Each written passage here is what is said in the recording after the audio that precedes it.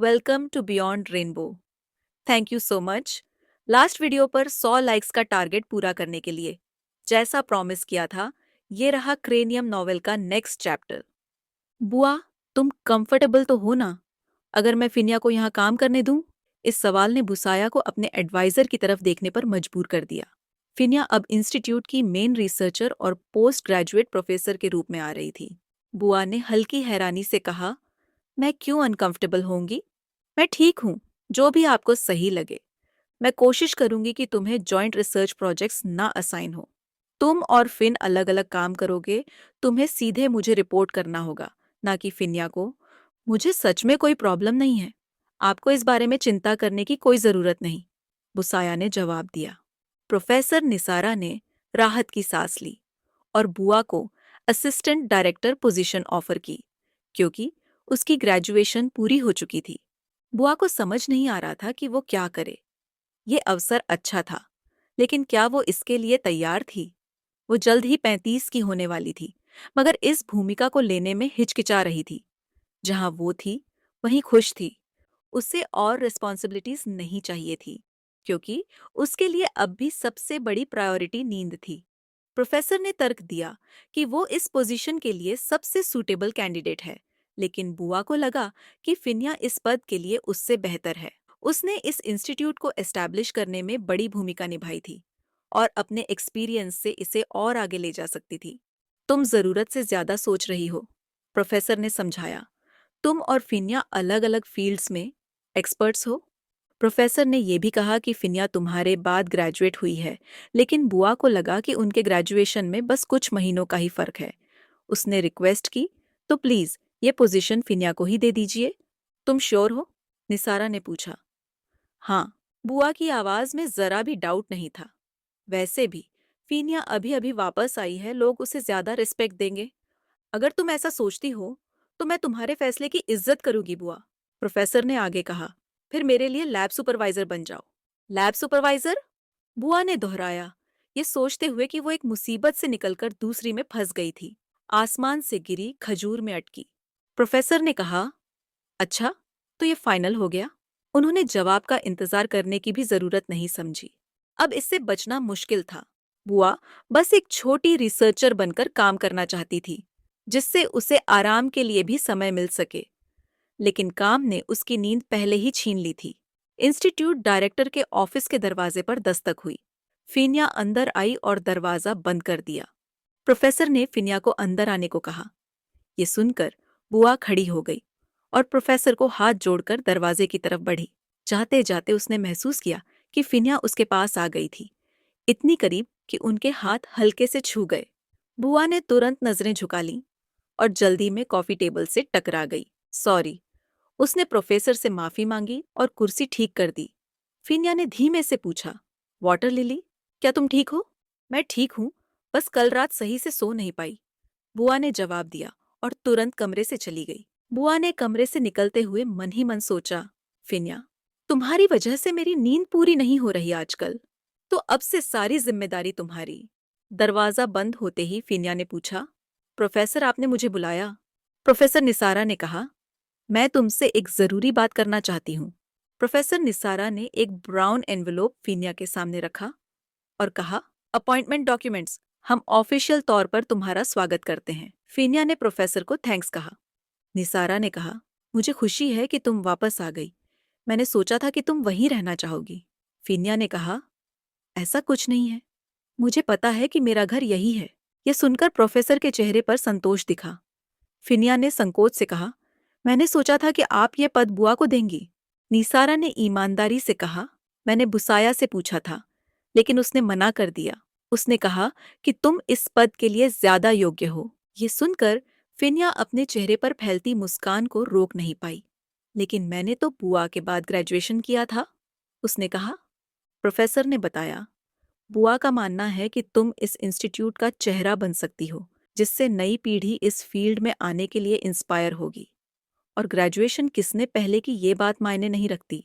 फिनिया ने धीरे से कहा, मैंने कभी नहीं सोचा था कि बुआ ऐसा कहेगी। निसारा ने कहा, तुम दोनों मेहनती हो और मेरी फेवरेट स्टूडेंट्स में से एक हो। ये सुनकर उसे वो दिन याद आ गया जब बुआ और वो रेस्टोरेंट में थे। उस वक्त बुआ ने भी यही बात कही थी और अब अपने प्रोफेसर से वही बात सुनकर कि उन्हें उस पर गर्व है, फिनिया को बहुत अच्छा लगा। निसारा ने आगे कहा, बुआ ये सोचती है कि तुम इस पोस्ट के लिए ज्यादा डिजर्विंग हो और मैं उसके डिसीजन की रिस्पेक्ट करती हूँ। मैं जानती हूँ कि पास्ट में तुम दोनों के बीच अनबन थी। फिनिया ने मुस्कुराकर और कॉन्फिडेंटली कहा, चिंता मत कीजिए, वो सब बीत चुका है।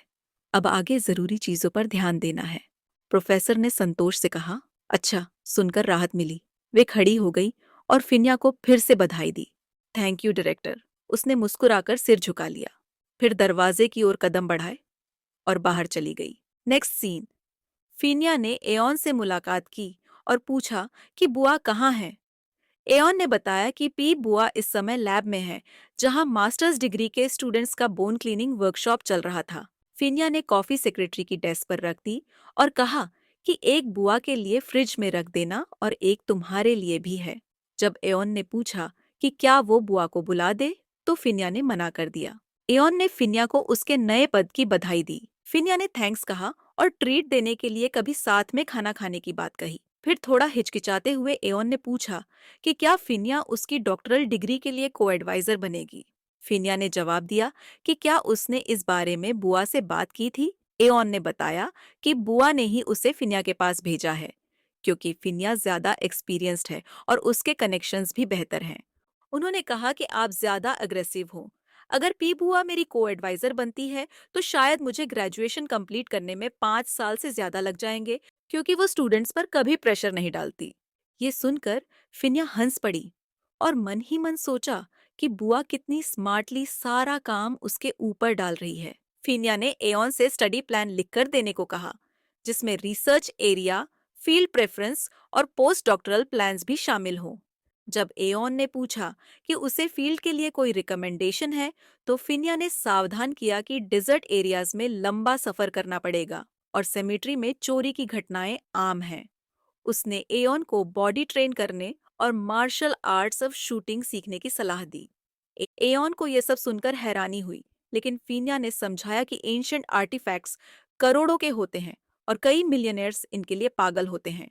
तो ऑन साइट पर चोरी होना आम बात है, इसलिए उसे किसी भी सिचुएशन के लिए रेडी रहना होगा। फिनिया ने कहा कि अगर एऑन उसे स्टडी प्लान दे दे तो वो खुशी से उसकी को एडवाइजर बन जाएगी, लेकिन अभी उसे निकलना है। एऑन ने उसे थैंक्स कहा। कुछ ही देर बाद बुसाया अंदर आई और बताया कि पी फिन अभी बुआ को ढूंढ रही थी। बुआ ने जवाब दिया कि वो भी उससे कॉल करने ही आई थी। एऑन ने देखा कि बुआ ने चिंतित चेहरे के साथ फोन उठाया और नंबर डायल करके इंतजार करने लगी। जैसे ही कॉल कनेक्ट हुई, बुआ ने सीधा कहा, doctor Fin, third floor lab में आओ। ये प्लेन क्रैश केस के बारे में है। फिर उसने फोन काट दिया। एऑन ने बताया कि पी फिन उसके लिए कॉफी लाई थी। बुआ ने कॉफी की एक घूंट ली और हल्की मुस्कान के साथ कहा कि फिनिया आज अच्छे मूड में लग रही है। फिर जल्दी से उठी और बोली कि उसे अर्जेंट केस के लिए निकलना होगा। जाते जाते उसने एऑन से कहा कि जब पी फिन आए तो उसे सीधे उसके पास भेज देना। फोन से आती आवाज सुनकर फिनिया को अजीब सा महसूस हुआ। कुछ ही मिनटों में फिनिया इंस्टीट्यूट के लैबोरेटरी में पहुंच गई। अंदर जाते ही उसने बुआ को देखा, जो लैब कोट और ग्लव्स पहने सामने स्क्रीन पर ध्यान लगाए खड़ी थी। बुआ ने स्क्रीन की ओर इशारा किया और कहा, इसे देखो और बताओ कि ये क्या है। स्क्रीन पर प्लेन क्रैश विक्टिम की 5वीं रिब दिख रही थी, जिस पर एक अजीब सा मार्क था। फिनिया ने ध्यान से देखा और कहा, यह हाल ही में बना हुआ निशान लग रहा है। फिनिया ने पूछा कि क्या उसने विक्टिम की पहचान कर ली है, लेकिन बुआ ने बताया कि उसने पहले इस निशान को देखने के लिए उसे बुलाना सही समझा। बुआ ने अनुमान लगाया कि ये मार्क किस चीज का हो सकता है। फिनिया ने कहा, यह नाइफ से नहीं बना हो सकता, क्योंकि मार्क बहुत वाइड और राउंडेड है। बुआ ने आगे अंदाजा लगाया कि यह बुलेट का निशान हो सकता है। फिनिया ने सहमति जताते हुए कहा, बुलेट हो सकता है, या फिर कोई ऐसा ऑब्जेक्ट जो तेज इम्पैक्ट से अंदर तक डैमेज कर सके। बुआ ने पूछा, ये क्रैश से पहले हुआ था या बाद में? फिनिया ने माइक्रोस्कोप को जूम किया और ध्यान से देखा और कहा, बताना मुश्किल है, लेकिन मार्क नया है और इसमें हीलिंग का कोई निशान नहीं है, जिसका मतलब है कि ये क्रैश से ठीक पहले या तुरंत बाद हुआ होगा। बुआ ने गहरी सांस लेते हुए कहा, इसका मतलब ये केस और भी अजीब हो गया है। कैसा प्लेन क्रैश है जिसकी विक्टिम की बॉडी पर वेपन का मार्क है? उसने स्क्रीन की तस्वीरें ली ताकि फोरेंसिक ऑफिसर आगे की जांच कर सके। जितना सच के करीब जाते हैं, ये केस उतना ही अजीब होता जा रहा है।